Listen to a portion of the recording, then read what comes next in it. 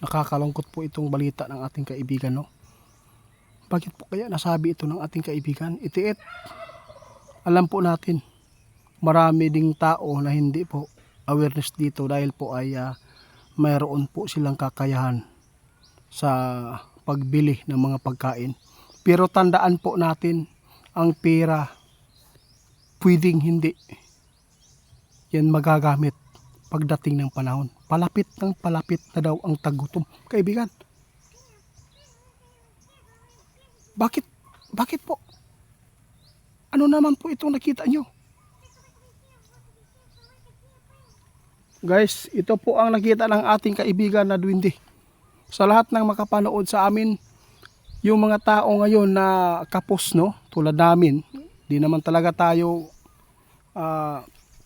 may sapat na pira, no, pobre. Ito lang po ang tandaan ninyong habilin ng ating kaibigan sa inyo. Ipinapaabot na po ng ating kaibigan. Unang pagpapaabot po niya, malapit na po talaga masagupa ang taggutom. Bakit po ninyo na sabi yan, kaibigan?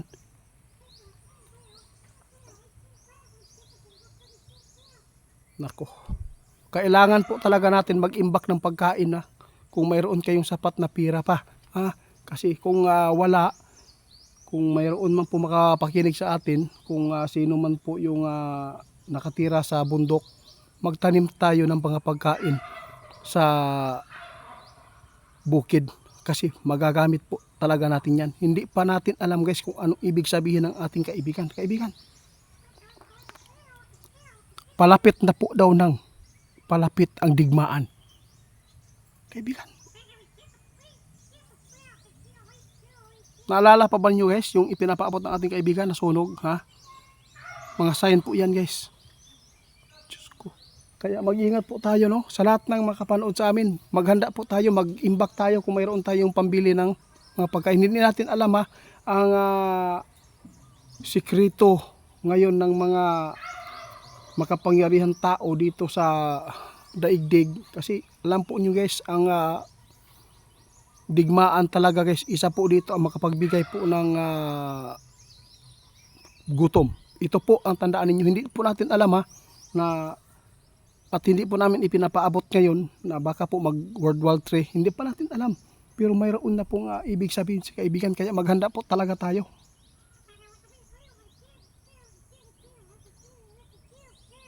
Oo, alam po natin. Oo, tama si kaibigan. Alam po niyo, guys, napakaraming mga tao ngayon na kampante. Kasi yung iba ay may sapat pa naman silang mga pagkain kasi mayroon pa nabibili.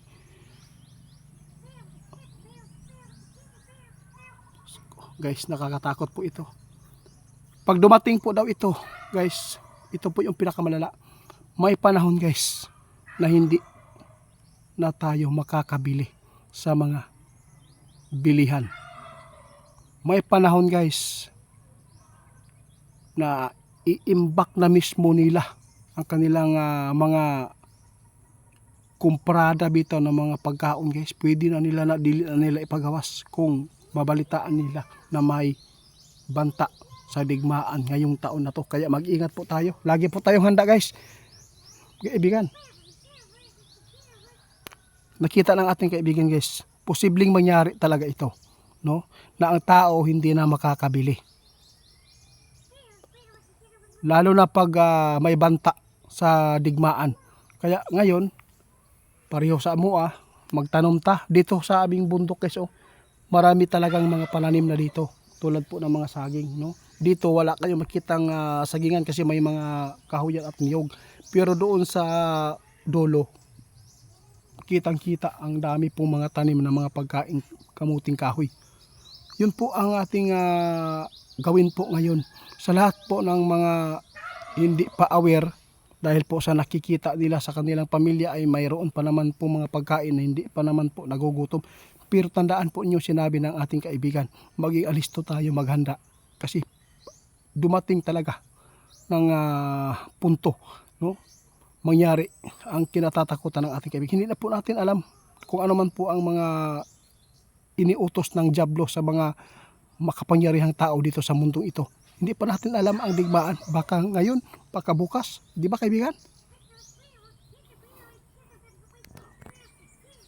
ipinapauna ng ating kaibigan guys ang mangyayari dito ha. Kaya excuse me, sa lahat ng makapanood, kung pobre ka para sa mua, magtanom ta. Tungod kay wala man tay sapat na mopalit ta og bugas na dinaghan kayo pila ka sako, no?